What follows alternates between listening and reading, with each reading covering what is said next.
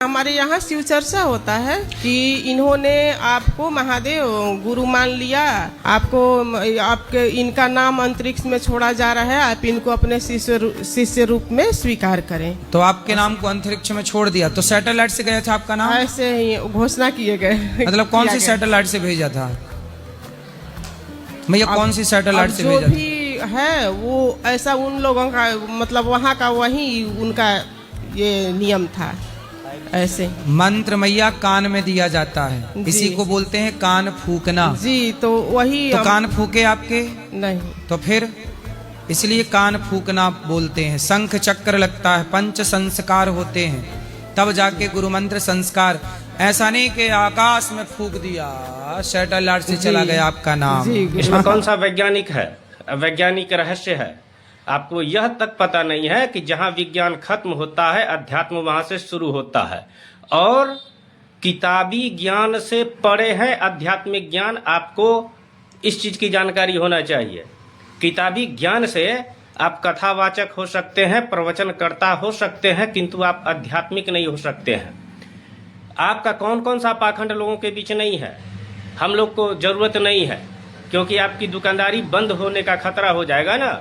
आप अपना दुकान जो चला रहे हैं ना, वह दुकानदारी बंद हो जाएगी, क्योंकि आप पाखंड फैलाते हैं। आपको इतना भी दिमाग नहीं है कि आप तो लोगों को कहते हैं कि अल्लाह अलग हैं और भगवान अलग हैं।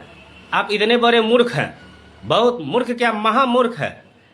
आपको अपनी दुकानदारी चलाना है, चलाइए, हम लोगों को कोई दिक्कत नहीं है। लेकिन महादेव गुरु हैं और ध्वनि कभी मरती नहीं। आप जब श्वास लेते हैं तो उसमें कौन सा सैटेलाइट आप लगाते हैं? ऑक्सीजन जो आप श्वास के द्वारा लेते हैं, उसमें कौन सा सैटेलाइट का प्रयोग करते हैं आप?